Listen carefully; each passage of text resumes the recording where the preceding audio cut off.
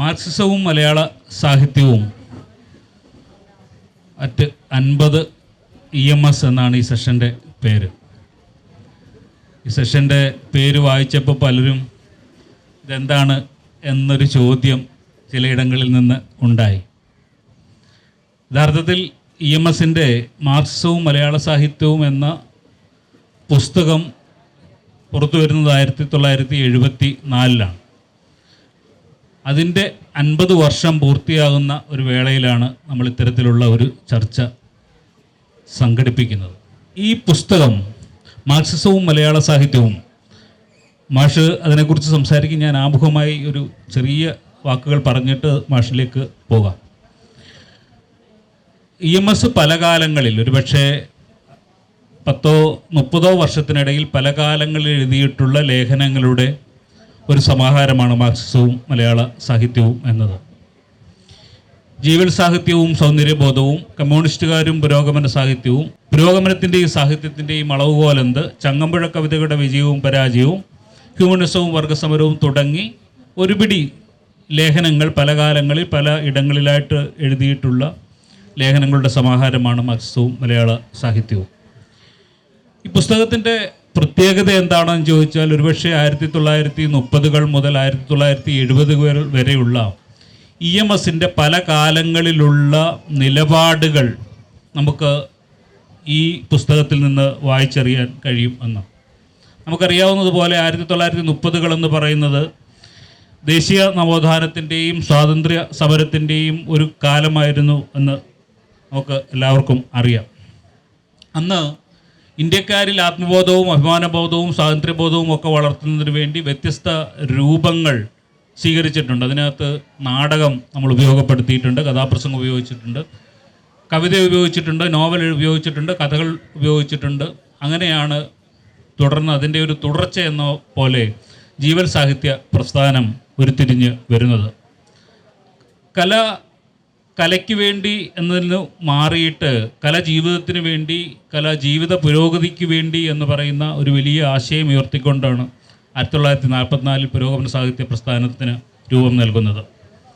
അങ്ങനെ ജീവൽ സാഹിത്യ പ്രസ്ഥാനത്തിൻ്റെ പ്രധാനപ്പെട്ട വക്താക്കളായിരുന്ന EMS കലയ്ക്ക് വേണ്ടി എന്ന വാദത്തെ നഖശിഖാന്തം എതിർക്കുകയും കല ജീവിതത്തിന് വേണ്ടി എന്ന ഒരു പ്രസ്ഥാനത്തിൻ്റെ മുന്നണി പോരാളിയായി മുന്നോട്ട് വരികയുമായിരുന്നു.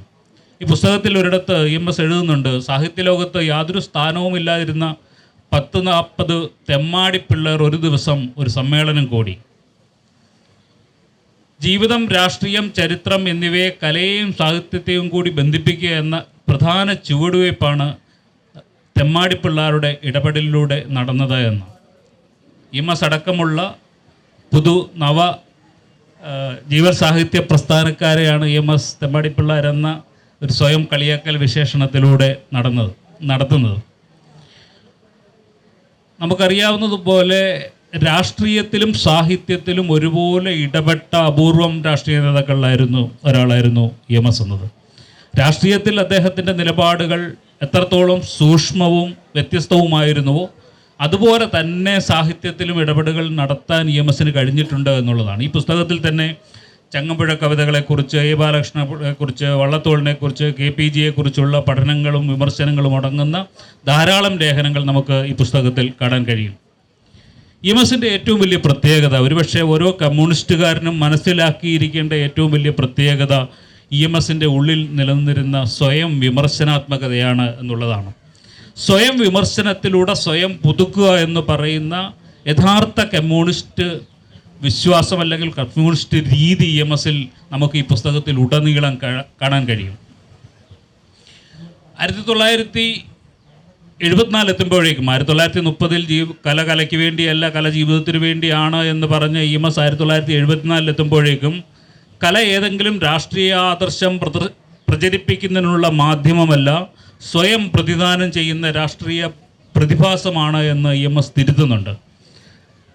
യഥാർത്ഥത്തിൽ ഒരു കമ്മ്യൂണിസ്റ്റ് എന്നത് അതൊരു മതവിശ്വാസം പോലെ എല്ലാ കാലത്തും ദൃഢമായി നിൽക്കേണ്ടതല്ല എന്നും, കമ്മ്യൂണിസ്റ്റ് എന്ന് പറയുന്നത് ഒരു ശാസ്ത്രമാണ് എന്നും, അത് ജീവിതത്തെയും സമൂഹത്തെയും സാമ്പത്തിക വിഭാഗങ്ങളെയും ഒക്കെ പഠിക്കുന്നതിനുള്ള ഒരു രീതിശാസ്ത്രമാണ് എന്ന ബോധ്യത്തോടു കൂടി ശാസ്ത്രത്തിൻ്റെ രീതിയിൽ അതിനെ സമീപിക്കുകയും അദ്ദേഹം സ്വയം പുതുക്കുകയും ചെയ്തുകൊണ്ട് ഇരുന്നു എന്നുള്ളതാണ് EMSൻ്റെ ഏറ്റവും വലിയ പ്രത്യേകത.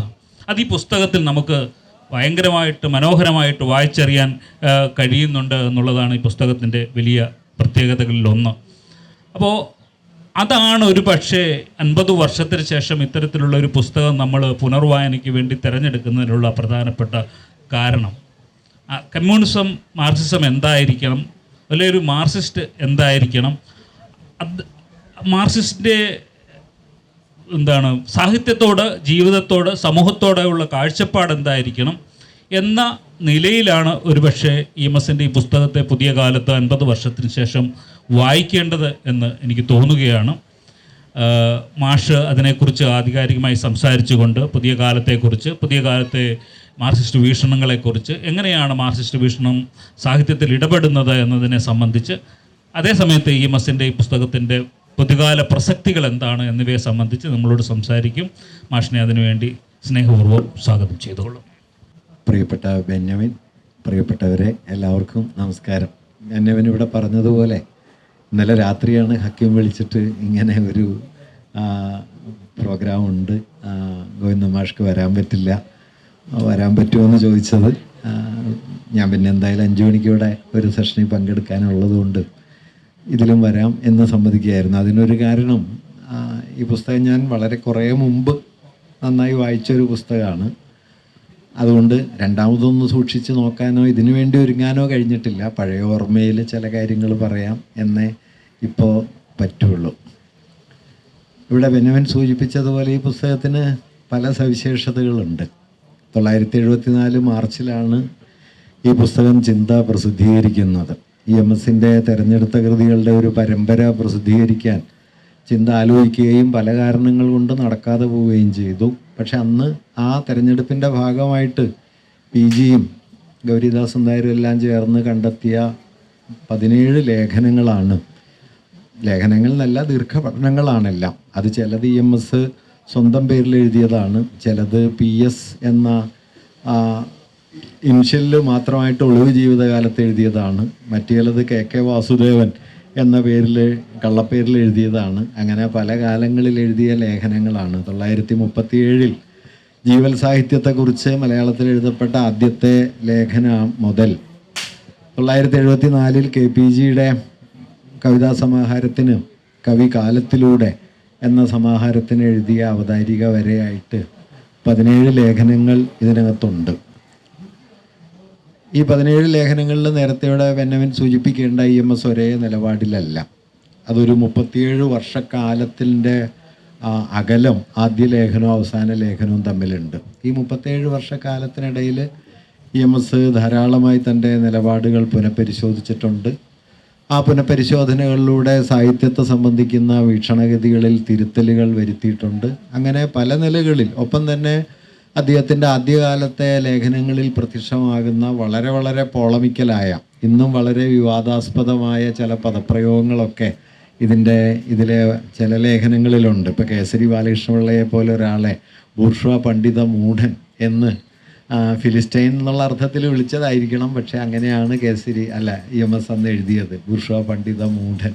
ആ ലേഖനം നിങ്ങൾക്കിതിൽ കാണാം. ചങ്ങമ്പുഴയെക്കുറിച്ചുള്ള EMSൻ്റെ തന്നെ ഒരു പഠനം 1929-30 കാലത്തെ സാമ്പത്തിക പ്രതിസന്ധി ഉണ്ടാക്കിയ നിരാശാബോധമാണ് ചങ്ങമ്പുഴ കവിതയുടെ സ്വീകാര്യതയ്ക്ക് കാരണം. ആ സാമ്പത്തിക പ്രതിസന്ധിയും മറ്റും അവസാനിക്കുന്നതോടെ ചങ്ങമ്പുഴ അവസാനിച്ചു പോകും എന്ന് പ്രവചിക്കുന്ന സമ്പൂർണ്ണമായി പാളിപ്പോയ EMSൻ്റെ ലേഖനവും ഇതിനകത്തുണ്ട്. പാളിപ്പോയി എന്ന് EMSന് തന്നെ മനസ്സിലായിട്ടുണ്ട് കേട്ടോ. 1984 ഇതിലെ ലേഖനം എഴുതുന്നത് 48 ചങ്ങമ്പുഴ പഠനം. 84 EMS ഒരു ലേഖനം എഴുതുന്നുണ്ട്. ആ ചെറിയ ലേഖനമാണ്. അതിൻ്റെ തലക്കെട്ട് എഴുത്തച്ഛൻ ആശാൻ ചങ്ങമ്പുഴ എന്നൊരു ശീർഷകത്തിലാണ്. ചെറിയൊരു ലേഖനമാണ്. അതിൽ പക്ഷേ EMS വളരെ മർമ്മസ്പർശിയായ ഒരു നിരീക്ഷണം നടത്തുന്നത്, ചങ്ങമ്പുഴ വിപ്ലവകവിയായിരിക്കുന്നത്, അല്ലെങ്കിൽ വിപ്ലവകാരികളുടെ ആയ കവികളുടെ, എഴുത്തച്ഛൻ്റെയും ആശാൻ്റെയും ഒക്കെ ഒരു തലമുറയിലേക്ക് വരുന്നത്, ഒരു തലത്തിലേക്ക് വരുന്നത് വിപ്ലവപരമായ ആശയങ്ങൾ അവതരിപ്പിച്ചു എന്നതിൻ്റെ പേരിലല്ല. പൊതുവേ ചങ്ങമ്പുഴ അങ്ങനെ വിപ്ലവപരമായ ആശയങ്ങളൊന്നും കാര്യമായി പറഞ്ഞിട്ടില്ല. വാഴക്കുല പോലെ 1-2 കൃതികൾ മാറ്റിവെച്ചാൽ ചങ്ങമ്പുഴ വാസ്തവത്തിൽ വിപ്ലവത്തെക്കുറിച്ചൊന്നും പറഞ്ഞിട്ടില്ല. നിങ്ങൾക്ക് ശ്രദ്ധിച്ചിട്ടുണ്ടോയെന്ന് അറിഞ്ഞൂടാ. ദേശീയ പ്രസ്ഥാനം കത്തിപ്പിടിച്ച് നിൽക്കുന്ന സമയത്താണ് ചങ്ങമ്പുഴ കവിത എഴുതിയത്. സ്വാതന്ത്ര്യ സമരത്തെക്കുറിച്ച് ഒറ്റ കവിത പോലും ചങ്ങമ്പുഴ എഴുതിയിട്ടില്ല. അതിൻ്റെ അർത്ഥം ചങ്ങമ്പുഴയ്ക്ക് സാമൂഹ്യ ബോധം ഇല്ല എന്നൊന്നുമല്ല, മറിച്ച് സാമൂഹികത എന്ന് പറയുന്നതിനെ നമ്മളെങ്ങനെയാണ് മനസ്സിലാക്കേണ്ടത് എന്നതാണ്. എന്തായാലും അങ്ങനെ ചങ്ങമ്പുഴ ഒരു പരാജയപ്പെട്ട കവിയായി മാറുമെന്ന് പ്രവചിച്ച EMS തന്നെയാണ് 84 എഴുത്തച്ഛനെ പോലെയും ആശാനെ പോലെയുമുള്ള വിപ്ലവപരമായ കാവ്യപരിവർത്തനത്തിൻ്റെ മറ്റൊരു സന്ദർഭമായിട്ട് ചങ്ങമ്പുഴയെക്കുറിച്ച് പറയുന്നത്. അതിൽ EMS പറഞ്ഞ കാര്യം വാഴക്കുല പോലെയുള്ള പ്രമേയങ്ങളും ഉണ്ടെന്നുമല്ല, മറിച്ച് മലയാള കാവ്യഭാഷയുടെ പ്രകൃതത്തെ ആകമാനം മാറ്റിമറിച്ചു എന്നിടത്താണ്. എഴുത്തച്ഛനും ആശാനും എന്തെല്ലാം വിപ്ലവപരമായ ഉള്ളടക്കം ഉണ്ടെങ്കിലും അവരുടെ കാവ്യഭാഷ അടിസ്ഥാനപരമായി സംസ്കൃതബദ്ധമായിരുന്നു. അവരുടെ സാഹിത്യ സങ്കല്പവും അലങ്കാര കൽപ്പനകളുമൊക്കെ സവർണമായൊരു സംസ്കൃത പാരമ്പര്യത്തിൽ നിന്ന് വന്നതാണ്. എന്നാൽ ചങ്ങമ്പുഴയാകട്ടെ നാടോടിയായ പാരമ്പര്യങ്ങളിൽ നിന്നും നാട്ടിലെ ഈണങ്ങളിൽ നിന്നും പുതിയ ഒരു കാവ്യഭാഷ സൃഷ്ടിക്കുകയും അനുഭവങ്ങളുടെ പുതിയൊരു മണ്ഡലത്തെ അതിലൂടെ ഉയർത്തിക്കൊണ്ടുവരികയും ചെയ്തു എന്ന് EMSന് 84 എഴുതുന്നുണ്ട്. അത് 48 EMSൻ്റെ തന്നെ തിരുത്തലാണ്. 48 EMS കരുതിയത് വളരെയൊന്നും വൈകാതെ ചങ്ങമ്പുഴ മുങ്ങിപ്പോകുന്നതാണ്. ചങ്ങമ്പുഴ പക്ഷേ മുങ്ങിപ്പോയതേ ഇല്ല. അതുകൊണ്ട് താൻ തന്നെ തിരുത്തപ്പെടുന്നുണ്ട് എന്ന കാര്യം വേണമെങ്കിൽ ഒരാൾക്ക് മറച്ചു വയ്ക്കാവുന്നതാണ്. പക്ഷേ EMS അത് ചെയ്യുന്നില്ല. EMS തൻ്റെ നിഗമനങ്ങളെയൊക്കെ, അത് കേസരിയെക്കുറിച്ചുള്ളതായാലും ചങ്ങമ്പുഴയെക്കുറിച്ചുള്ളതായാലും KPGയെക്കുറിച്ചുള്ളതായാലും ഒക്കെ താൻ മുമ്പോട്ട് വെച്ച വാദഗതികളെ അദ്ദേഹം പൊതുലോകത്തിൻ്റെ മുമ്പിൽ വീണ്ടും പുസ്തകമായിട്ട് സമാഹരിച്ച് അവതരിപ്പിക്കുകയും അതിനൊരു അവതാരിക എഴുതിക്കൊണ്ട് വാസ്തവത്തിൽ തങ്ങളുടെ മികവുകളും തങ്ങളുടെ പോരായ്മകളും എന്തായിരുന്നു എന്നൊരു വിലയിരുത്തലിന് തുനിയുകയും ചെയ്യുന്നുണ്ട്. അതിൽ 2-3 കാര്യങ്ങൾ EMS പറയുന്നത് ശ്രദ്ധേയമാണ്. ഇതിലെ ആദ്യത്തെ ഒരു ലേഖനം ഞാൻ പറഞ്ഞതുപോലെ ജീവൽ സാഹിത്യ പ്രസ്ഥാനത്തിൻ്റെ കാലത്ത് ജീവൽ സാഹിത്യവും കമ്മ്യൂണിസ്റ്റുകാരും എന്ന പേരിൽ ജീവൽ സാഹിത്യത്തിൻ്റെ സ്വഭാവം എന്തെന്ന് നിർവചിച്ച മലയാളത്തിലെ ആദ്യത്തെ ലേഖനമാണ്. ആദ്യത്തെ ലേഖനം എന്ന് പറയുമ്പോൾ കേസരിവാല ഇഷ്ടമുള്ള സമദർശിയിൽ ഇതേക്കുറിച്ച് താൻ പണ്ട് എഴുതിയിട്ടുണ്ട് എന്നൊരിടത്ത് പറയുന്നുണ്ട്. പക്ഷേ സമദർശിയിൽ ആ ലേഖനമൊന്നും കണ്ടു കിട്ടിയിട്ടില്ല. അതുകൊണ്ട് കണ്ടു കിട്ടിയിടത്തോളം സംശയരഹിതമായും ജീവൽ സാഹിത്യത്തെക്കുറിച്ചുള്ള ആദ്യത്തെ ലേഖനം ഇതാണ്. അതിനുശേഷം പിന്നീട് 4 ലേഖനങ്ങൾ 1947-52 കാലത്ത് സാഹിത്യത്തിൻ്റെ ഉള്ളടക്കത്തെ ചൊല്ലി നടന്ന തർക്കങ്ങളുടെ പശ്ചാത്തലത്തിൽ EMS എഴുതിയതാണ്. ഈ 47-52 കാലത്തിൻ്റെ ഒരു പ്രത്യേകത എന്ന് പറഞ്ഞാൽ സ്വാതന്ത്ര്യം കിട്ടുന്നു. 1937 ജീവൽ സാഹിത്യ പ്രസ്ഥാനം ഉണ്ടാകുന്നത്. 44 അത് പുരോഗമന സാഹിത്യ പ്രസ്ഥാനമായി മാറുന്നു. തകഴി, ദേവ്, ബഷീർ, പൊൻകുന്നം വർക്കി എല്ലാം ഇതിൻ്റെ പങ്കാളികളായി തീരുന്നു. 47 സ്വാതന്ത്ര്യം കിട്ടുന്നു. സ്വാതന്ത്ര്യം കിട്ടിയതിന് തൊട്ട് പിന്നാലെ 48 കൽക്കട്ട തിസീസ് വരുന്നു. സ്വാതന്ത്ര്യം എന്നത് ഒരു ബൂർഷ്വാ സ്വാതന്ത്ര്യമാണ് എന്ന വിലയിരുത്തൽ നടത്തുകയും സായുധമായ കലാപത്തിലൂടെ യഥാർത്ഥ സ്വാതന്ത്ര്യം കൈവരിക്കണമെന്ന നിലപാട് കമ്മ്യൂണിസ്റ്റ് പാർട്ടി എടുക്കുകയും ചെയ്യുന്നു. ആ നിലപാടിന് കമ്മ്യൂണിസ്റ്റ് പാർട്ടിക്ക് ഭീമാകാരമായ വില കൊടുക്കേണ്ടി വന്നു എന്നത് മറ്റൊരു കാര്യം. ഇങ്ങനെ വന്ന സമയത്ത് ഇതിൻ്റെ ഒരു അനുരണനം എന്ന പോലെയാണ് ഈ പറയുന്ന പുരോഗമന സാഹിത്യ സങ്കല്പത്തിനകത്ത് തന്നെ ഇന്ത്യൻ ഭരണകൂടത്തിൻ്റെ സ്വഭാവത്തെ മുൻനിർത്തിയുള്ള തർക്കങ്ങൾ വരികയും കമ്മ്യൂണിസ്റ്റുകാരും കമ്മ്യൂണിസ്റ്റ് ഇതരരും എന്ന മട്ടിൽ പുരോഗമന സാഹിത്യ പ്രസ്ഥാനം ഒരു പിളർപ്പിലേക്ക് നീങ്ങുകയും ചെയ്തത്. 48 ആ പിളർപ്പുണ്ടായി. അങ്ങനെ 48 മുതൽ 52 വരെയുള്ള കാലത്ത് ഇതിനിടയിൽ കമ്മ്യൂണിസ്റ്റ് പാർട്ടിയുടെ ഉള്ളിൽ നടന്ന മാറ്റം കൽക്കത്ത തിസീസിനെ മുൻനിർത്തിയുള്ള മുന്നേറ്റങ്ങൾ പരാജയപ്പെടുകയും കൽക്കത്ത തിസീസ് തന്നെ പിൻവലിക്കുകയും കൽക്കത്ത തിസീസ് അവതരിപ്പിച്ച VT രണദിവയ്ക്കെതിരെ തെറ്റായ വീക്ഷണത്തിൻ്റെ പേരിൽ നടപടിയെടുക്കുകയും പിന്നാലെ പാർട്ടി മറ്റൊരു പാർലമെൻ്ററി പാതയിലേക്ക് നീങ്ങുകയൊക്കെ ചെയ്തു. കമ്മ്യൂണിസ്റ്റ് പാർട്ടിയുടെ ചരിത്രത്തിലെ വളരെ യുഗനിർണായകമായ മാറ്റങ്ങൾ അടിക്കടി അരങ്ങേറിയ ഒരു 4 കൊല്ലാണ് 48-52 കാലം. ഈ കാലത്ത് EMS എഴുതിയ 4 ലേഖനങ്ങളാണ്. അതേക്കുറിച്ച് EMS പറയുന്നത് 2 തരത്തിൽ അതിന് പരിമിതി ഉണ്ടായിരുന്നു. ഒന്ന് പ്രസ്ഥാനത്തിൻ്റെ അല്ലെങ്കിൽ കമ്മ്യൂണിസ്റ്റ് വർഗവീക്ഷണത്തിനകത്തുണ്ടായ പരിമിതി. 2 മാർക്സിസത്തെക്കുറിച്ച് തങ്ങൾക്കുണ്ടായിരുന്ന ധാരണയുടെ പരിമിതി. അങ്ങനെ EMS തന്നെ പ്രയോഗിക്കുന്നത് ആശയരംഗത്തെ അപാകതയും പ്രായോഗിക പിഴവും ചേർന്നൊരു കാലമായിരുന്നു അത് എന്നാണ്. ആശയരംഗത്തെ അപാകത എന്ന് അദ്ദേഹം പറയുന്നത് ഇപ്പം EMS ആ പുസ്തകത്തിൻ്റെ ആമുഖത്തിൽ എഴുതുന്നുണ്ട്. അതായത് മാർസിൻ്റെയോ എംഗൽസിൻ്റെയോ കൃതികളിൽ സാമ്പത്തിക പഠനത്തെ സംബന്ധിച്ചോ രാഷ്ട്രമീമാംസയെ സംബന്ധിച്ചൊക്കെയുള്ള ചില അടിസ്ഥാന ആശയങ്ങൾ ആ പുസ്തകങ്ങളിൽ നേരിട്ട് വരുന്നുണ്ടെങ്കിലും കലയെയും സാഹിത്യത്തെയും സംബന്ധിച്ച് അങ്ങനെ നേരിട്ട് പ്രതിപാദിക്കുന്ന നിരീക്ഷണങ്ങളൊന്നും വാസ്തവത്തിൽ മാർക്സോ എംഗൽസോ നടത്തിയിട്ടില്ല. ആനുഷംഗികമായി അവിടെ കലയെയും സാഹിത്യത്തെയും കുറിച്ച് പറയുന്നു എന്നല്ലാതെ സമഗ്രമായൊരു കലാസാഹിത്യ ദർശനം മാർക്സോ എംഗൽസോ വികസിപ്പിച്ചിട്ടില്ല. അത് പിന്നാലെ വന്ന ആളുകളുടെ ഉത്തരവാദിത്തമായി മാറി. അതേസമയം തന്നെ മാർക്സിൻ്റെ എംഗൽസിൻ്റെയും പല രചനകളും 1920കളിലോ 30കളിലോ ലഭ്യമായിരുന്നുമില്ല. നമ്മളിതൊന്നും പലപ്പോഴും മനസ്സിലാക്കാറില്ല. മാർക്സിൻ്റെ എംഗൽസിൻ്റെയും പ്രത്യേകിച്ച് മാർക്സിൻ്റെ ആദ്യകാല രചനകൾ തത്വചിന്താപരമായ ഊന്നലുകളുള്ള കലാസാഹിത്യ വിചാരങ്ങളെയൊക്കെ സംബന്ധിച്ച് വലിയ പ്രാധാന്യമുള്ള പല കൃതികളും എക്കണോമിക് ആൻഡ് ഫിലോസഫിക് മാനുസ്ക്രിപ്റ്റ്സോ ജർമ്മൻ ഐഡിയോളജിയോ ഹെഗലിനെ കുറിച്ചുള്ള മാർക്സിൻ്റെ ആദ്യകാല പഠനങ്ങളോ ഒന്നും 1920കളിലും 30കളിലും ലഭ്യമല്ല. അതെല്ലാം അച്ചടിക്കപ്പെടുന്നത് 30കൾക്ക് ശേഷമാണ്. പുറം ലോകത്തിൻ്റെ ശ്രദ്ധയിലേക്ക് അത് എത്തുകയും ഗൗരവമുള്ള ആലോചനകൾക്ക് അത് വിഷയമാവുകയും ചെയ്യുന്നത് 70കളും 60കളും 70കളും ഒക്കെ ആകുമ്പോഴാണ്. ഞാൻ സാന്ദർഭികമായിട്ടൊരു കാര്യം പറയാം. മാർക്സിൻ്റെ എല്ലാ കൃതികളും ചേർന്ന സമ്പൂർണമായ ഒരു പരമ്പര പ്രസിദ്ധീകരിക്കാനുള്ള ശ്രമം പഴയ കിഴക്കൻ ജർമ്മനിയിൽ 1980കളുടെ പകുതിയിൽ ആരംഭിച്ചു. പിന്നാലെ കിഴക്കൻ ജർമ്മനി നിലംപൊത്തി. ആ ശ്രമം പരാജയപ്പെട്ടു. കുറച്ചു കാലം പിന്നീട് അത് സ്തംഭിച്ചു കിടന്നു. ആംസ്റ്റർഡാമിലെ സോഷ്യൽ സയൻസ് ഇൻസ്റ്റിറ്റ്യൂട്ട് അത് പുനഃപ്രസിദ്ധീകരിക്കാനുള്ള ശ്രമങ്ങൾ ഏറ്റെടുത്തു. 113 വോള്യങ്ങളായിട്ടാണ് അവരത് മുഴുവൻ വിഭാവനം ചെയ്തിട്ടുള്ളത്. മാർക്സ് 3 ഭാഷയിൽ എഴുതിയിട്ടുണ്ട്. അദ്ദേഹം ജർമ്മൻ എഴുതുന്നുണ്ട്, ഫ്രഞ്ച് എഴുതുന്നുണ്ട്, ഇംഗ്ലീഷ് എഴുതുന്നുണ്ട്.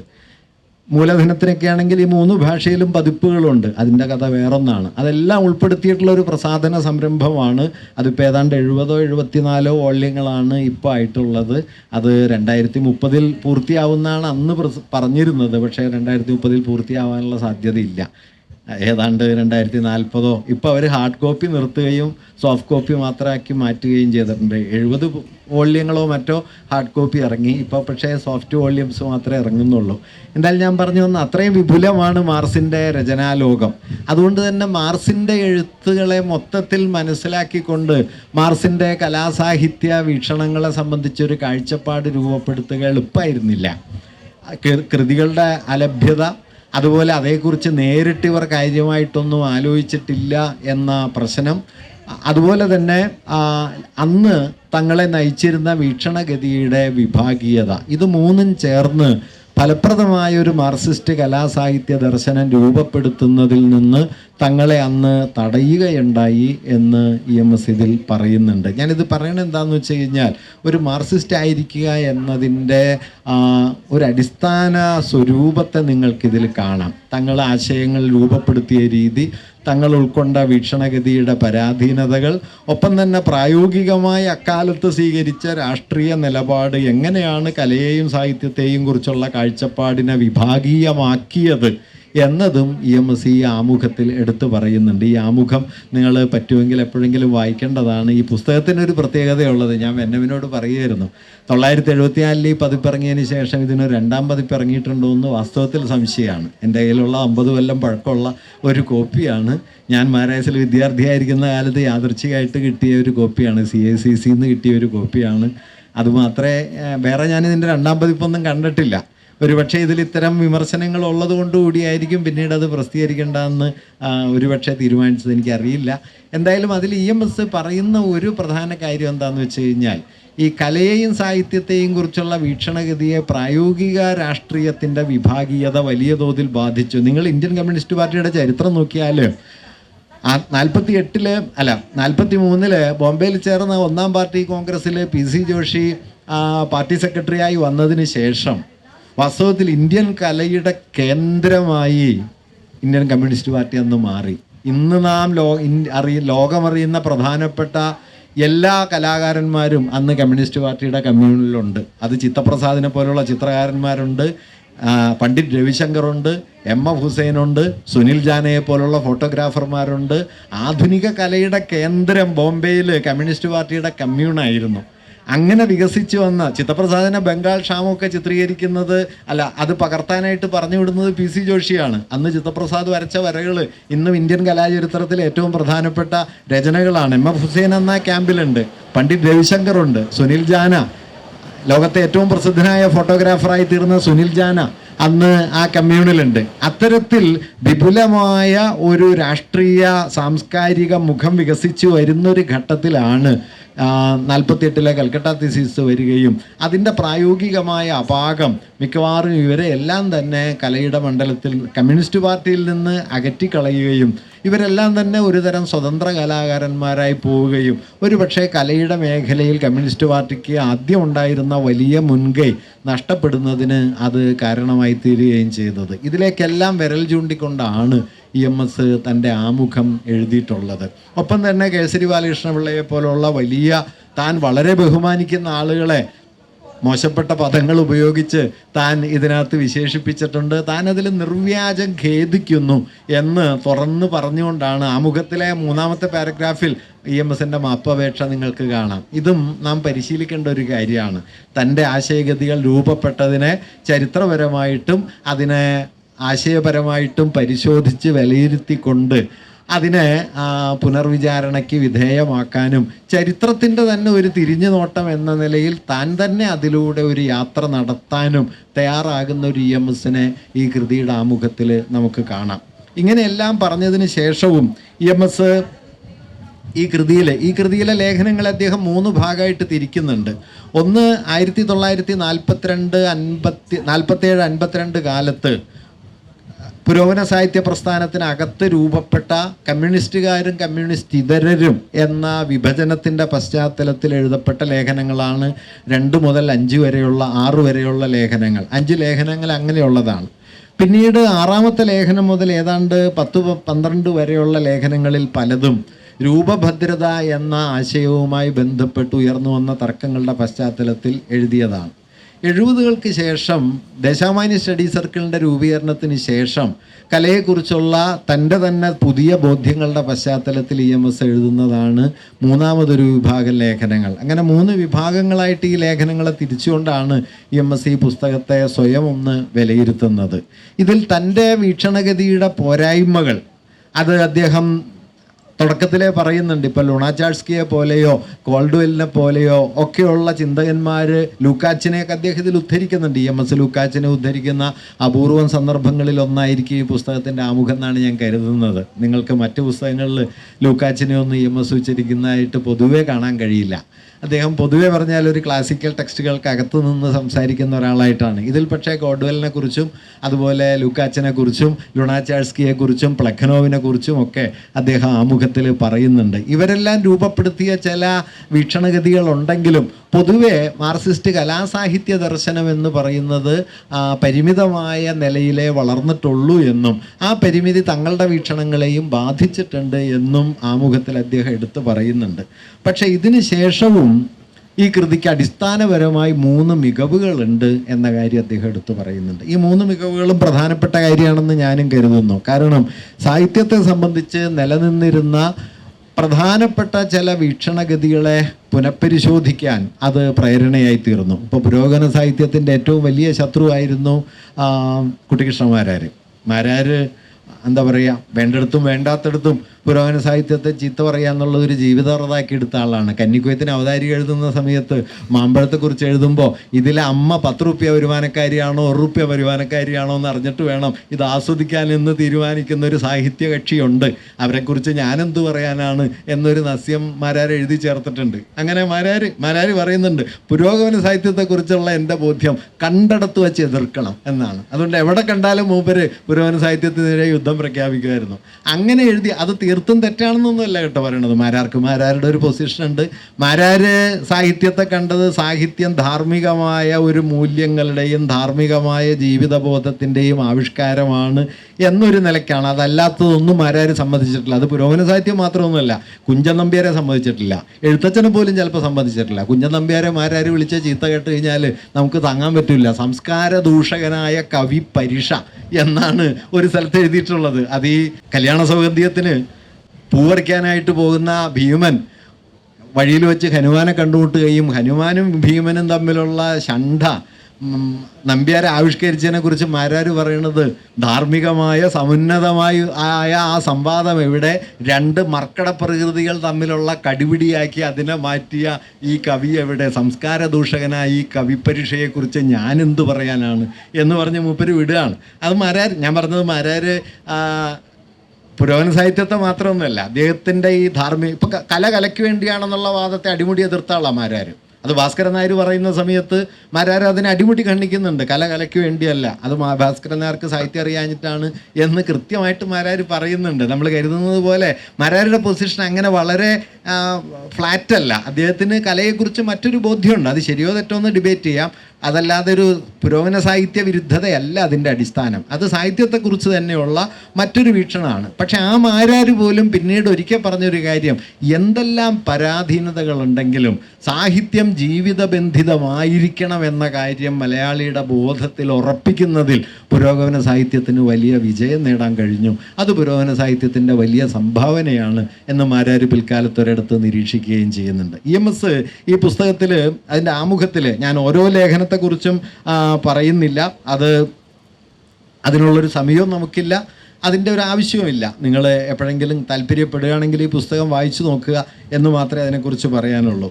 മറിച്ച് അതിൻ്റെ ആമുഖത്തിൽ അദ്ദേഹം തങ്ങളുടെ വിജയം എന്തായിരുന്നു, തങ്ങളുടെ പരാജയം എന്തായിരുന്നു എന്ന് പറയുന്നുണ്ട്. അതിൽ അദ്ദേഹം പറയുന്ന കാര്യം, ഒന്ന്, സാഹിത്യം എന്നത് ഒരു വ്യക്തിപ്രതിഭയുടെയോ അല്ലെങ്കിൽ അപൂർവമായ അനുഗ്രഹശക്തിയുടെയോ ഫലമായിട്ടൊന്നും രൂപപ്പെടുന്നതല്ല. സാഹിത്യം ഒരു സാമൂഹിക ബന്ധമാണ്, സാമൂഹിക ഉൽപ്പന്നമാണ് എന്ന് സ്ഥാപിക്കാനായിട്ട് തങ്ങൾക്ക് കഴിഞ്ഞു എന്ന കാര്യമാണ്. അത് തങ്ങൾ പറഞ്ഞുറപ്പിച്ചിട്ടുണ്ട്. ഈ ലേഖനങ്ങളിലും താനത് ആവർത്തിക്കുന്നുണ്ട്. അത് പുരോഗമന സാഹിത്യം മലയാളത്തിൽ ചെയ്ത വളരെ പ്രധാനപ്പെട്ട ഒരു ഇടപെടലായിരുന്നു എന്ന കാര്യം അദ്ദേഹം പറയുന്നുണ്ട്. രണ്ടാമത്, സാഹിത്യവും വർഗസമരവും തമ്മിലുള്ള ബന്ധം. വർഗസമരത്തിൻ്റെ മുദ്രകൾ പതിയാതെ, വർഗസമരത്തിൻ്റെതായ സംഘർഷങ്ങൾക്ക് പുറത്ത് കേവലമായ ഒരാസ്വാദന മണ്ഡലത്തിലല്ല സാഹിത്യം നിലനിൽക്കുന്നതും സാഹിത്യം എഴുതപ്പെടുന്നതും എന്ന കാര്യവും അദ്ദേഹം എടുത്തു പറയുന്നു. മൂന്നാമത്തെ ഒരു കാര്യം, സാഹിത്യത്തെയും കലയെയും സംബന്ധിക്കുന്ന സനാതനമായ പ്രമാണങ്ങളൊന്നും ഇല്ല. അതുകൊണ്ട് ഏതെങ്കിലും സുനിശ്ചിതമായ രൂപസംവിധാനങ്ങൾക്കകത്തോ സുനിശ്ചിതമായ ഏതെങ്കിലും ചട്ടക്കൂടുകൾക്കകത്തോ വച്ചല്ല കലാസാഹിത്യ രചനകൾ വിലയിരുത്തപ്പെടേണ്ടത്. സാഹിത്യകൃതികളുടെ രൂപസംവിധാനം എന്ന് പറയുന്നത് തന്നെ ഒരുപക്ഷെ പിന്നീട് മാരാർ EMS അത് കുറെ കൂടി സൂക്ഷ്മമാക്കുന്നുണ്ട്. പക്ഷെ അക്കാലത്ത് അദ്ദേഹം ഈ 74 ആമുഖത്തിൽ അത്രയും വിശദമായിട്ട് പറയുന്നില്ല. 84 ഞാൻ നേരത്തെ പറഞ്ഞ ലേഖനത്തിൽ അതേക്കുറിച്ചുള്ള സൂചനയുണ്ട്. ഭാഷാഭൂഷണി പ്രസംഗത്തിൽ അക്കാര്യം കുറെ കൂടി വിശദീകരിക്കപ്പെടുന്നുണ്ട്.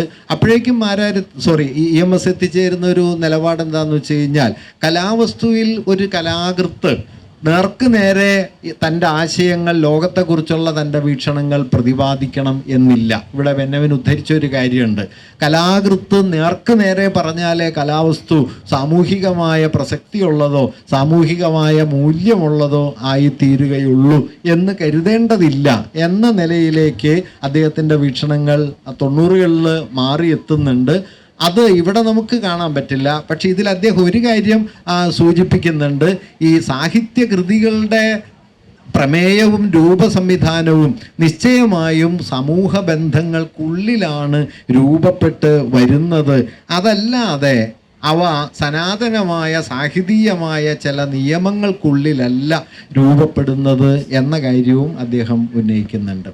തുടർന്ന് അദ്ദേഹം പറയുന്നത്, പക്ഷേ ഈ 3 കാര്യങ്ങളിൽ, അതായത് സാഹിത്യ നിർമ്മിതിയുടെ സാമൂഹിക ഉള്ളടക്കം, സാഹിത്യത്തിൻ്റെ വർഗപരമെന്ന് വിളിക്കാവുന്ന അതിൻ്റെ പരിസരം, അല്ലെങ്കിൽ സാഹിത്യകൃതിയിൽ നിലീനമായിരിക്കുന്ന വർഗപരമായ സംഘർഷങ്ങൾ, ഒപ്പം തന്നെ സനാതനമെന്ന് വിളിക്കാവുന്ന, ശാശ്വതമെന്ന് വിളിക്കാവുന്ന ഏതെങ്കിലും ചട്ടക്കൂടുകൾക്കകത്താണ് സാഹിത്യം ഉണ്ടായി വരുന്നത് എന്ന കാഴ്ചപ്പാടിൻ്റെ പോരായ്മ, ഇത് 3ഉം തങ്ങൾക്ക് സ്ഥാപിക്കാൻ കഴിഞ്ഞെങ്കിലും തങ്ങളുടെ വീക്ഷണത്തിന് മൗലികമായൊരു പരിമിതി ഉണ്ടായിരുന്നു എന്ന കാര്യം അദ്ദേഹം പിന്നാലെ പറയുന്നുണ്ട്. അതിൽ അദ്ദേഹം പറയുന്നത്, സാംസ്കാരികമെന്ന് വിളിക്കുന്ന മേഖലയുടെ അനന്യമായ പ്രകൃതത്തെ മനസ്സിലാക്കാനോ അതിന് സ്വന്തം നിലയ്ക്കുള്ള ഒരു ചലനാത്മകതയോ സ്വന്തം നിലയ്ക്കുള്ള ചില പ്രവർത്തന രീതികളോ ഉണ്ടെന്ന് തിരിച്ചറിയാനോ തങ്ങൾക്ക് വേണ്ടത്ര കഴിഞ്ഞില്ല. അദ്ദേഹം സംസ്കാരത്തിൻ്റെ മണ്ഡലത്തെ സയൻസ്, മതം, കല, വേണമെങ്കിൽ കൗതുകം തോന്നാവുന്ന ഒരു കാര്യം, സ്നേഹവാത്സല്യങ്ങൾ മുതലായ അനുഭൂതികളെയും അദ്ദേഹം സംസ്കാരത്തിൻ്റെ മണ്ഡലത്തിൽ പെടുത്തുന്നുണ്ട്. ഇന്നിപ്പോൾ നമുക്ക് അനുഭൂതികൾ എന്ന് പറയുന്നത് പൊതുവെ വികാരങ്ങളുടെ ലോകം എന്നത് ചരിത്രപരമാണ് എന്ന് പറയാൻ ഇന്നിപ്പോൾ പ്രയാസമൊന്നുമില്ല. പക്ഷേ 1950കളിലും 60കളിലും അങ്ങനെ ഒരാലോചന താരതമ്യേന കുറവാണ്. EMC ആമുഖത്തിൽ അത് പറയുന്നുണ്ട്. സ്നേഹവും വാത്സല്യവും അടക്കമുള്ള മാനുഷിക വികാരങ്ങൾ സാംസ്കാരിക ഉൽപ്പന്നങ്ങളായിട്ടാണ് നിലനിൽക്കുന്നത്.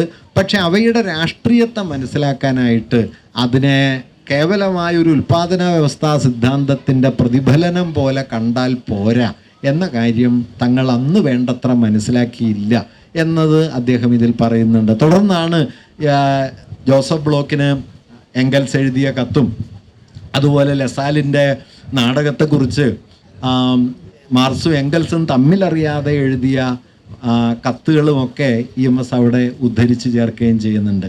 മാർക്സിസ്റ്റ് കലാവിമർശനത്തെ സംബന്ധിച്ച് വളരെ സവിശേഷമായൊരു കാര്യമാണ് ഫ്രഞ്ച് സോഷ്യലിസ്റ്റ് നേതാവായിരുന്ന ലസാൽ എഴുതിയ ഒരു നാടകത്തിന് ഈ മാർക്സും എംഗൽസും എഴുതിയ പഠനങ്ങൾ. തങ്ങളിങ്ങനെ പഠനങ്ങൾ എഴുതുന്നുണ്ടെന്ന് അവർ തമ്മിൽ അറിഞ്ഞിട്ടില്ല. ലസാൽ ഒരു നാടകം എഴുതി മാർക്സിന് അയച്ചു കൊടുത്തു. അതേ നാടകത്തിൻ്റെ കോപ്പി എംഗൽസിന് അയച്ചു കൊടുത്തു. രണ്ടുപേരും ഈ കൃതി വായിച്ചിട്ട് തങ്ങളുടെ അഭിപ്രായം ദീർഘമായ കത്തായിട്ട് ലസാലിന് തിരിച്ചയച്ചു. ഇങ്ങനെ കത്തുകൾ എഴുതുന്നുണ്ട് എന്നുള്ള കാര്യം അവർ തമ്മിൽ ചർച്ച ചെയ്തിട്ടില്ല. ഈ കത്തുകളൊക്കെ പുറത്തു വരുന്നത് 1930കളിലാണ്. പക്ഷേ ഈ രണ്ട് കത്തിലും അവർ സൂചിപ്പിച്ച പൊതുവായൊരു കാര്യമുണ്ട്. അവർ സൂചിപ്പിച്ച ഒരു കാര്യം ഷില്ലർക്ക് വേണ്ടി ഷേക്സ്പിയറെ കൈവിടരുത് എന്നതാണ്. ഷില്ലറുടെ ആദർശാത്മക തത്വങ്ങൾ അവതരിപ്പിക്കാൻ വേണ്ടിയിട്ട് ഷേക്സ്പിയറുടെ യാഥാർത്ഥ്യബോധത്തെ കൈവിടരുത്. മാർക്സ് ഉപയോഗിക്കുന്ന വാക്ക് തന്നെ ഷേക്സ്പീരിയൻ റിയലിസം എന്നാണ്. അത് വളരെ കൗതുകമുള്ളൊരു വാക്കാണ്. ഷേക്സ്പിയർ ഒരു റിയലിസ്റ്റ് അല്ല, പക്ഷെ മാർക്സ് ഷേക്സ്പീരിയൻ റിയലിസം എന്ന് ഉപയോഗിക്കുന്നുണ്ട്. അത് ബെൽസാക്കിനെ കുറിച്ചുള്ള പഠനത്തിലും മാർക്സ് പറയുന്നുണ്ട്. എംഗൽസ് ബെൽസാക്കിനെ കുറിച്ച് പറഞ്ഞൊരു കാര്യം, 1818 മുതൽ 48 വരെയുള്ള ഫ്രാൻസിൻ്റെ ചരിത്രം അക്കാലത്തെക്കുറിച്ച് എഴുതപ്പെട്ട ഏത് ചരിത്ര ഗ്രന്ഥത്തിലും നന്നായിട്ട് നമുക്ക് മനസ്സിലാവുക ബെൽസാക്കിൻ്റെ നോവലുകളിൽ നിന്നാണ് എന്ന കാര്യം എംഗൽസ് എഴുതുന്നുണ്ട്. എംഗൽസ് ബെൽസാക്ക് സ്വയമേവ ഒരു ഫ്യൂഡൽ പക്ഷപാതിയായിരുന്നു, പ്രഭുവായിട്ട് ജീവിച്ച ആളാണ്. പക്ഷെ അതൊന്നും അദ്ദേഹത്തിൻ്റെ കലയുടെ ഈ അടിസ്ഥാനപരമായ ഉള്ളടക്കത്തെ നിഷേധിക്കുന്നില്ല. ഈ നിലയിൽ ബെൽസാക്കിനെ കുറിച്ചും ടോൾസ്റ്റോയിയെക്കുറിച്ച് ലെനിൻ പറഞ്ഞ വിപ്ലവത്തിൻ്റെ കണ്ണാടി എന്ന അഭിപ്രായമൊക്കെ മുൻനിർത്തിയിട്ടും അതുപോലെ ലസാലിൻ്റെ നാടകത്തെക്കുറിച്ചുള്ള ഇവർ രണ്ടുപേരുടെയും നിഗമനങ്ങളെ ആശ്രയിച്ചുകൊണ്ടും കലയുടെ സ്വതന്ത്രമായ ഒരു പ്രവർത്തന മണ്ഡലം EMS അതിൽ പറയുന്നുണ്ട്. ബോധം ഭൗതിക ജീവിതത്തിൻ്റെ ഉൽപ്പന്നമാണ്. പക്ഷേ ഭൗതിക ജീവിതത്തിൻ്റെ ഉൽപ്പന്നം എന്ന നിലയ്ക്ക് ബോധം നിലവിൽ വന്നാൽ പിന്നീട് അതിന് തുടർന്നുള്ള നിലനിൽപ്പിന് ഭൗതികാധാരങ്ങൾ വേണമെന്നില്ല. ബോധരൂപങ്ങളെ ആശ്രയിച്ചുകൊണ്ട് തന്നെ അതിന് തുടർന്ന് നിലനിൽക്കാനും വളരാനും രൂപാന്തരപ്പെടാനും കഴിയും. അതുകൊണ്ട് ബോധത്തിൻ്റെ ഓരോ അടരിനും ഭൗതികാധാരങ്ങളിൽ തെളിവ് തേടുന്നത് ശരിയല്ല. ഇത് വളരെ പ്രധാനപ്പെട്ട ഒരു പോയിന്റാണ്. കാരണം ഭൗതിക ലോകത്തിൻ്റെ വെറും പകർപ്പായിട്ടല്ല ബോധരൂപങ്ങൾ നിലനിൽക്കുക.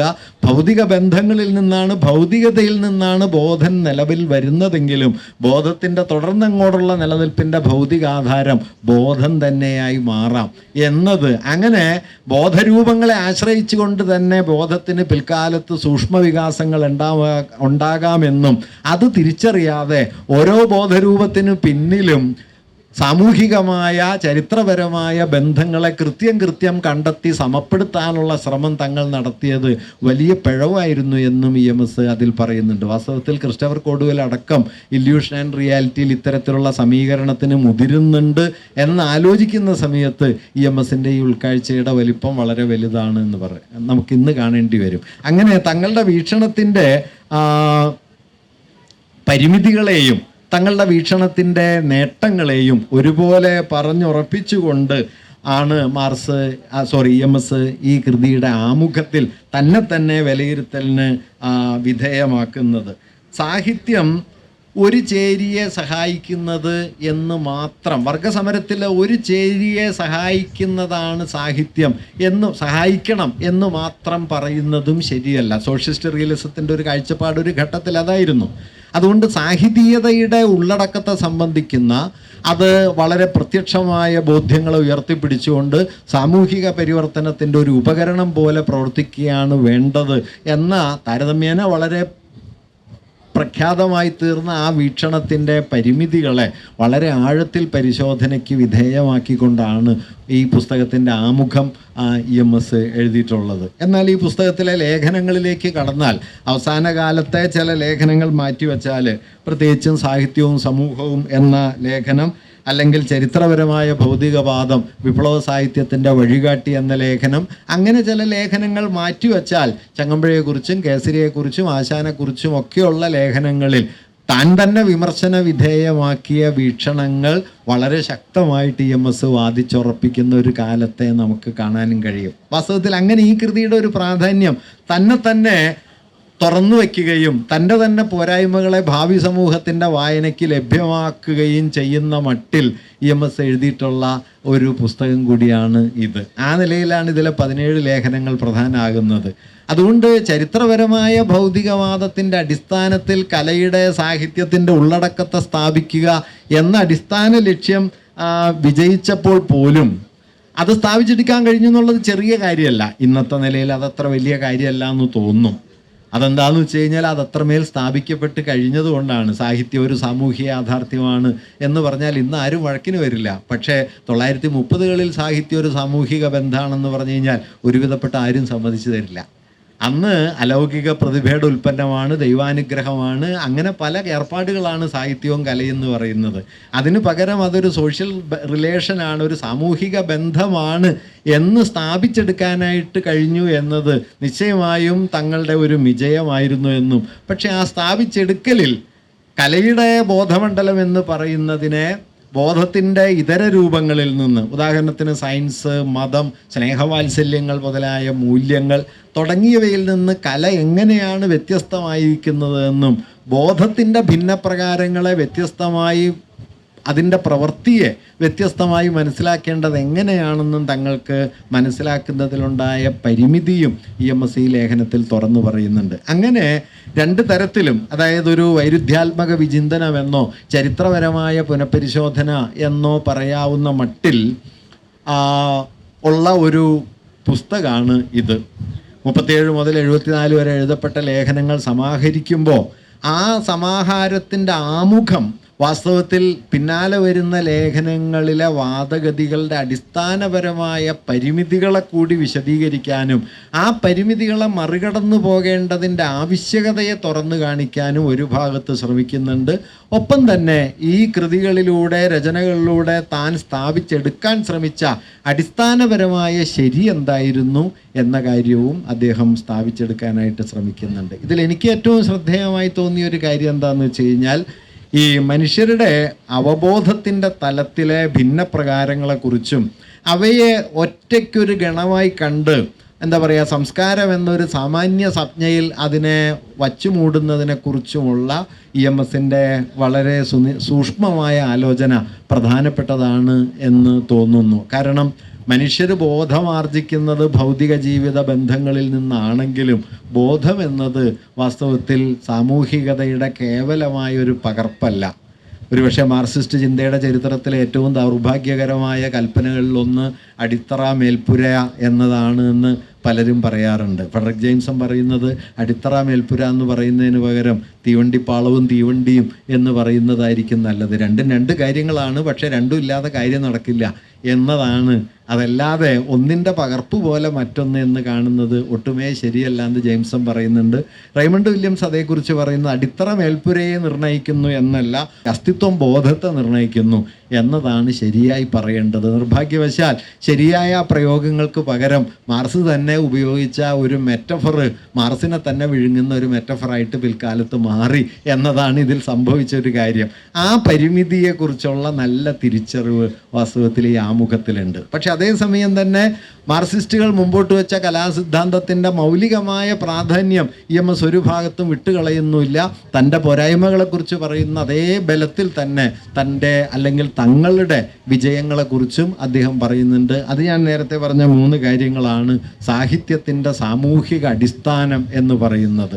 2, സാഹിത്യം വർഗബന്ധങ്ങൾക്കും വർഗവൈരുദ്ധ്യങ്ങൾക്കും പുറത്തുള്ള കേവലമായൊരു ലാവണ്യത്തിൻ്റെ മണ്ഡലമല്ല. ലാവണ്യം എന്ന് പറയുന്നത് തന്നെ വാസ്തവത്തിൽ വർഗബന്ധങ്ങളാൽ പൂരിതമായ ഒന്നാണ് എന്ന കാഴ്ചപ്പാട്.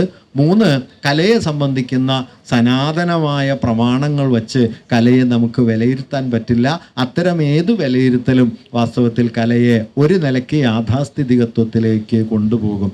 EMS അവിടെ പറയുന്നൊരു കാര്യം, രൂപം എന്ന് പറയുന്നത് തന്നെ വാസ്തവത്തിൽ ചരിത്രപരമായിട്ട് വികസിച്ച് വരുന്ന ഒന്നാണ്. ഇപ്പോൾ ചങ്ങമ്പുഴയെക്കുറിച്ചുള്ള ലേഖനം ഞാൻ പറഞ്ഞല്ലോ, 84-ലെ ലേഖനം. 48-ൽ അദ്ദേഹം ചങ്ങമ്പുഴ പരാജയപ്പെടാനിരിക്കുന്ന ഒരാളാണ് എന്നാണ് പറയുന്നതെങ്കിൽ 84-ൽ അദ്ദേഹം പറഞ്ഞത് ചങ്ങമ്പുഴ മലയാള കവിതയുടെ ചരിത്രത്തിലെ വിപ്ലവ സ്ഥാനങ്ങളിൽ ഒന്നാണ്. ആ വിപ്ലവകാരിത്വത്തിൻ്റെ ആധാരം എന്ന് പറയുന്നത് ഞാൻ നേരത്തെ പറഞ്ഞതുപോലെ പ്രമേയത്തിലെ വിപ്ലവമല്ല, മറിച്ച് അനുഭൂതിയുടെ തലത്തെ ചങ്ങമ്പുഴ പുതുക്കി പണിതു എന്നതാണ്. അദ്ദേഹം നാടൻ പാട്ടുകളിൽ നിന്ന്, നാടോടി ഭാഷയിൽ നിന്ന്, നാട്ടുജീവിതത്തിൽ അനുഭവ മണ്ഡലത്തിൽ നിന്ന് കവിതയുടെ പുതിയൊരു പ്രകാരം സൃഷ്ടിച്ചുകൊണ്ട് എഴുത്തച്ഛനും ആശാനും കഴിയാതിരുന്ന ഒരു ഭാഷാസ്വരൂപത്തെയും അനുഭവ ഘടനയെയും രൂപപ്പെടുത്തി എന്നതാണ് ചങ്ങമ്പുഴയുടെ വിപ്ലവം എന്ന് അദ്ദേഹം സൂചിപ്പിക്കുകയും ചെയ്യുന്നു. അത് ഈ പുസ്തകത്തിൻ്റെ ആമുഖത്തിലില്ല.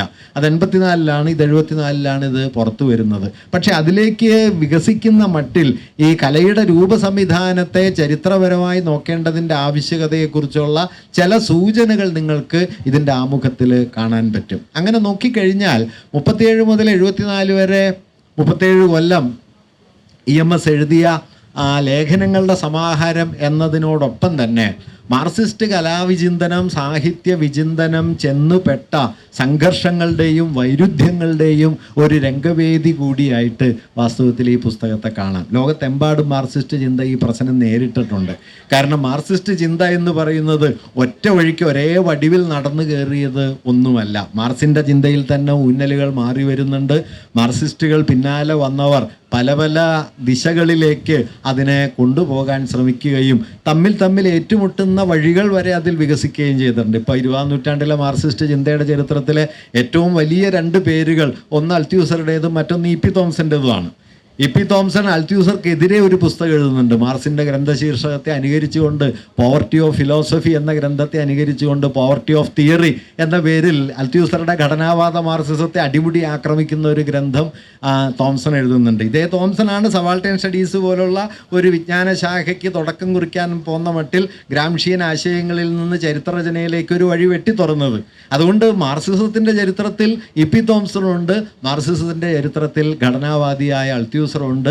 ഇത് തമ്മിലെല്ലാം ധാരാളം വൈരുദ്ധ്യങ്ങളുണ്ട്. ഇതൊന്നും കാണാതെ മാർക്സിസത്തെ ഒറ്റക്കല്ലിൽ കൊത്തിയെടുത്തൊരു ശില്പമായിട്ട് കാണുകയും ഒരൊറ്റ ശരി വഴിയാണ് അതിലുള്ളത് എന്ന് കരുതുകയും ചെയ്യരുത് എന്നതാണ് മാർക്സിസ്റ്റുകൾ ആദ്യം മനസ്സിലാക്കേണ്ട ഒരു കാര്യം. നമ്മുടെ കാലത്തെ ഏറ്റവും വലിയ മാർക്സിസ്റ്റ് ആയിരുന്ന എറിക് ഹോബ്സോം പറയുന്ന ഒരു വാക്യമുണ്ട്. അദ്ദേഹത്തിൻ്റെ ഓൺ ഹിസ്റ്ററി എന്ന ഗ്രന്ഥസമാഹാരത്തിൻ്റെ ആമുഖത്തിൽ അദ്ദേഹം ഇങ്ങനെ ഒരു വാക്യം എഴുതിയിട്ടുണ്ട്: Marxist history is plural today. Marxist ചരിത്രം ഇന്ന് ബഹുരൂപിയാണ്. A single correct interpretation of the past is not the legacy that Marx left for us. ഭൂതകാലത്തിൻ്റെ ശരിയായ ഒരേ ഒരു വ്യാഖ്യാനമെന്നത് മാർക്സ് നമുക്കായിട്ട് അവശേഷിപ്പിച്ചു പോയ പാരമ്പര്യമല്ല. And there is nothing wrong in it. അതിൽ തെറ്റായിട്ടൊന്നുമില്ല. ഞാനിതിങ്ങനെ പറഞ്ഞെന്താണെന്ന് വെച്ച് കഴിഞ്ഞാൽ, ഇപ്പം അനാൽ സ്കൂളുകാരെടുത്ത വഴിയല്ല നിശ്ചയമായിട്ടും ബ്രിട്ടനിലെ ഹോബ്സ്ബോം അടക്കമുള്ള ആളുകൾ മാർക്സിസത്തെ ചരിത്രത്തിലേക്ക് കൊണ്ടുവന്നത്. അതല്ല ഘടനാവാദ മാർക്സിസ്റ്റുകൾ എടുത്തത്.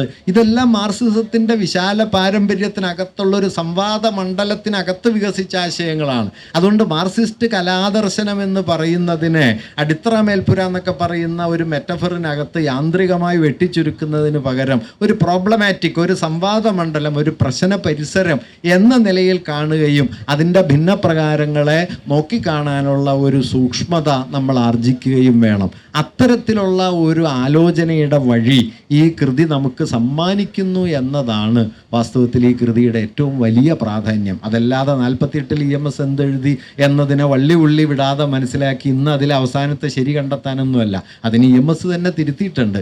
പക്ഷെ എങ്ങനെയാണ് ഈ സംവാദമണ്ഡലം ഒരു 35 വർഷം കൊണ്ട് രൂപപ്പെട്ടത് എന്നതിനെ നമ്മുടെ മുമ്പിൽ ഈ കൃതി തുറന്നു വയ്ക്കുന്നുണ്ട്. അതുകൊണ്ട് ഈ കൃതി എന്ന് പറയുന്നത് വാസ്തവത്തിൽ 17 ലേഖനങ്ങളുടെ സമാഹാരം എന്നതിനപ്പുറം EMS തന്നെ നടത്തുന്ന പുനരാലോചന എന്നതിനുമപ്പുറം മലയാളത്തിലെ മാർക്സിസ്റ്റ് കലാവിമർശനത്തിൻ്റെ ഒരു 4 പതിറ്റാണ്ട് കാലത്തെ ആശയാവലികളുടെയും സംവാദങ്ങളുടെയും ഒരു വേദിയായിട്ട്, ഒരു സൈറ്റ് ഓഫ് കണ്ടസ്റ്റ് എന്ന് വേണമെങ്കിൽ വിളിക്കാം, അന്യോന്യമുള്ള അഭിമുഖീകരണങ്ങളുടെ ഒരു വേദിയായിട്ട് ഈ ഗ്രന്ഥത്തെ കാണാം. ഈ ഗ്രന്ഥം ചരിത്രപരമായി കൈവരിച്ച വലിയൊരു പ്രാധാന്യം അതാണ് എന്നുകൂടി പറയുന്നു.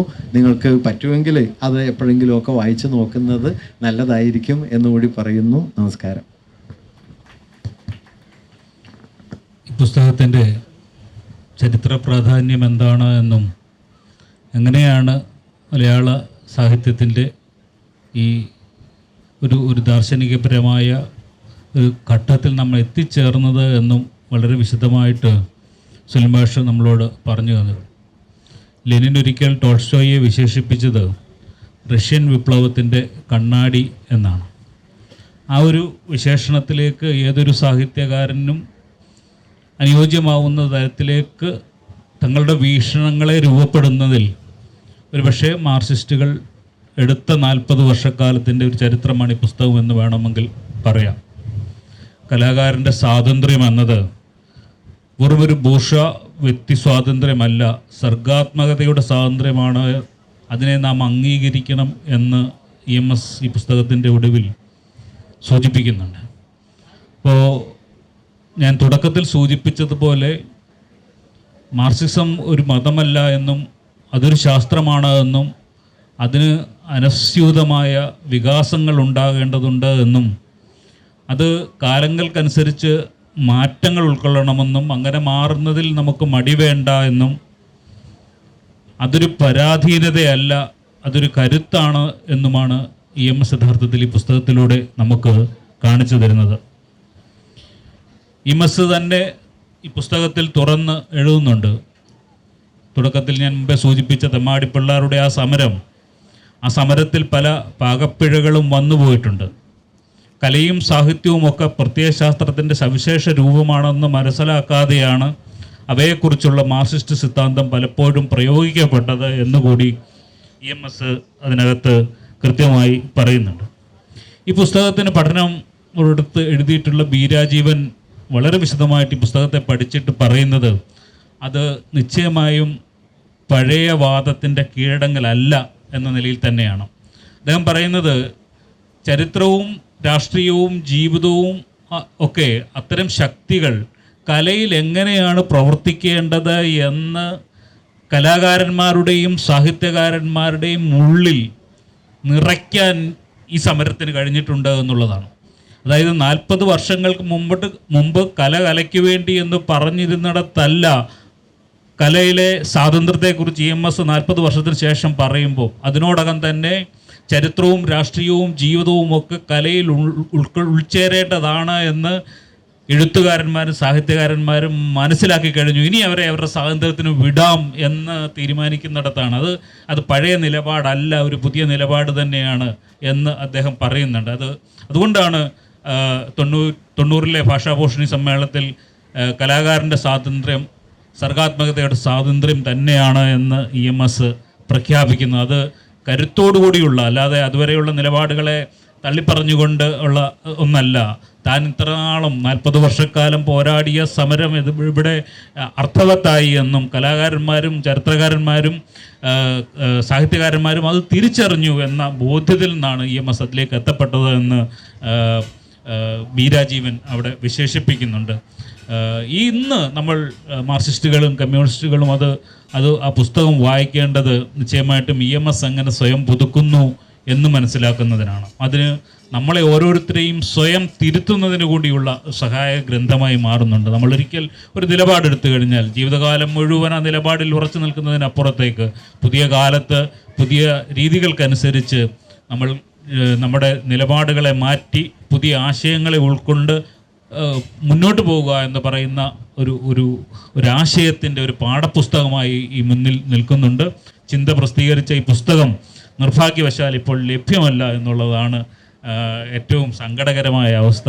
ചിന്തയുടെ പബ്ലിഷേഴ്സ് അവിടെയൊക്കെ ഉണ്ട്, അവരുടെ ശ്രദ്ധയിൽപ്പെടുത്തുകയാണ്. ദയവായിട്ട് ആ പുസ്തകം ഒരു പുനഃപ്രസിദ്ധീകരണത്തിന് ചിന്ത തയ്യാറാവണമെന്ന് ഞങ്ങൾ അഭ്യർത്ഥിക്കുകയാണ്. അത്തരത്തിൽ ഒരു പുതിയ വായന ഉണ്ടാവട്ടെ. നമ്മുടെ ജീവിതത്തെ സംബന്ധിച്ച്, സംസ്കാരത്തെ സംബന്ധിച്ച്, നമ്മുടെ സാഹിത്യ വീക്ഷണത്തെ സംബന്ധിച്ച് ഒരു പുതിയ നിലപാടെടുക്കാൻ നമുക്ക് കഴിയട്ടെ എന്ന് ആഗ്രഹിച്ചുകൊണ്ട് ആർക്കെങ്കിലും മാഷിനോട് എന്തെങ്കിലും ഒരു ചോദ്യം ചോദിക്കാനുണ്ടെങ്കിൽ 2 മിനിറ്റ് 3 മിനിറ്റ് സമയം നമുക്കതിലുണ്ട്, അതിലേക്ക് കടക്കാം എന്ന് കരുതുന്നു. ഈ 74 അവസാനിക്കുന്ന EMSൻ്റെ ഈ പുസ്തകത്തിലെ നിലപാടുകളിൽ നിന്ന് ഭാഷാഭൂഷണി പ്രസംഗത്തിലേക്കുള്ള ദൂരമുണ്ടല്ലോ, ഒന്ന് പറയാം.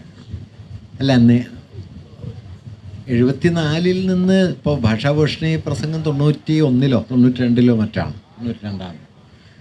വാസ്തവത്തിൽ ഇപ്പം ബെന്നവനിവിടെ പറഞ്ഞൊരു കാര്യമുണ്ടല്ലോ, ഇത് ആദ്യത്തേതിനെ തള്ളിപ്പറഞ്ഞ് രണ്ടാമത്തേതിനെ തള്ളിപ്പറഞ്ഞ് അടുത്തത് എന്ന നിലയിൽ കാണുന്നതിന് പകരം തങ്ങൾ തന്നെ ഏർപ്പെട്ട ഇതൊരു ഒന്നാമത് EMSനെ എല്ലാം സംബന്ധിച്ചൊരു സാഹിത്യ ചിന്തയിൽ ഏർപ്പെടുന്നു എന്ന നിലയിലല്ലല്ലോ ഈ ആശയങ്ങളിൽ. അദ്ദേഹം ഒരു സാമൂഹ്യ സംഘർഷത്തിൻ്റെ, സാമൂഹ്യ പരിവർത്തനത്തിൻ്റെ ഒരു വേദിയിൽ നിൽക്കുകയും അതിൻ്റെ ഭാഗമായി സാഹിത്യത്തിൽ ഇടപെടുകയും ചെയ്യുന്നു എന്നുള്ളതാണ്. അതുകൊണ്ട് സാഹിത്യത്തെക്കുറിച്ചുള്ള ഇതര വിജ്ഞാന മേഖലകളിൽ അല്ലെങ്കിൽ സാഹിത്യ വിചിന്തനത്തിൻ്റെ മണ്ഡലത്തിൽ നിന്ന് EMSൻ്റെ ഇടപെടലിന് ആ നിലയിലൊരു വ്യത്യാസം കൂടി നമ്മൾ കാണേണ്ടതുണ്ട്. EMS പറഞ്ഞൊരു കാര്യം ഞാൻ നേരത്തെ മാരാരെക്കുറിച്ച് പറഞ്ഞപ്പോൾ പറഞ്ഞല്ലോ, പുരോഗമന സാഹിത്യത്തിൻ്റെ പരമശത്രുവായിരുന്ന മാരാർക്ക് പോലും പുരോഗമന സാഹിത്യം നിറവേറ്റിയ ഒരു ധർമ്മത്തെ ഉപേക്ഷിക്കാൻ പറ്റിയില്ല. അത് സാഹിത്യത്തിൻ്റെ ജീവിത ബന്ധം എന്ന് പറയുന്നത് സ്ഥാപിക്കുന്നതിൽ പുരോഗമന സാഹിത്യം നേടിയ വിജയമാണ്. അതുകൊണ്ടാണ് ഞാൻ പറഞ്ഞത് ഇന്നിപ്പോൾ അത് വളരെ സാധാരണമായൊരാശയമാണ്. 37-ൽ പക്ഷേ അതൊട്ടും സാധാരണ അല്ല. സാഹിത്യം ദൈവികവും ഭക്തിയും അനുഗ്രഹവും ഒക്കെയായി നിൽക്കുന്ന കാലത്താണ് ഈ യുദ്ധം തുടങ്ങുന്നത്, പ്രത്യേകിച്ച് നാടുവാഴ്ത്തം നിലനിൽക്കുന്ന ഘട്ടത്തിൽ. പക്ഷേ EMS 3 കാര്യങ്ങൾ തങ്ങളുടെ വീക്ഷണത്തിൻ്റെ പരിമിതിയായിട്ട്, അന്നത്തെ വീക്ഷണത്തിൻ്റെ പരിമിതിയായി പറയുന്നുണ്ട്. ഒന്ന് 48-52 കാലത്തെ പാർട്ടി വീക്ഷണത്തിൻ്റെ തന്നെ വിഭാഗീയ നിലപാട്.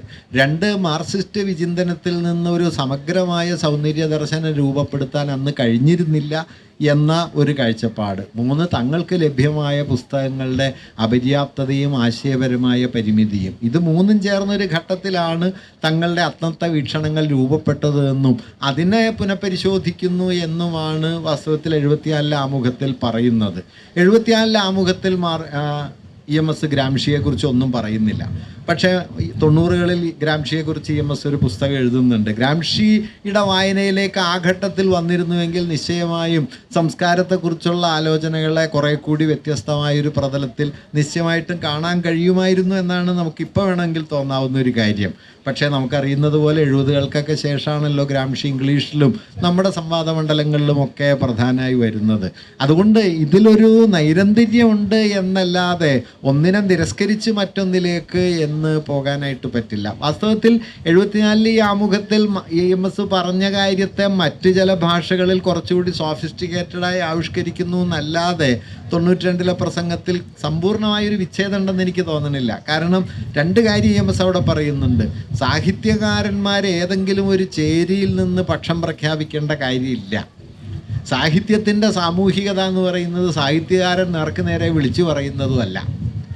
ഇത് രണ്ടും വാസ്തവത്തിൽ ഈ കൃതിയിൽ അദ്ദേഹം പറയുന്നുണ്ട്. എന്തുകൊണ്ട് ടോൾസ്റ്റോയ്, എന്തുകൊണ്ട് ബെൽസാക്ക്, എന്തുകൊണ്ട് ബ്രിട്ടീഷ് ഗവൺമെൻറ്റിനെതിരെ, സാമ്രാജ്യാധികാരത്തിനെതിരെ സമരം ചെയ്യാത്ത കുമാരനാശാൻ പുരോഗമനത്തിൻ്റെ വലിയ കവിയായി തീർന്നു?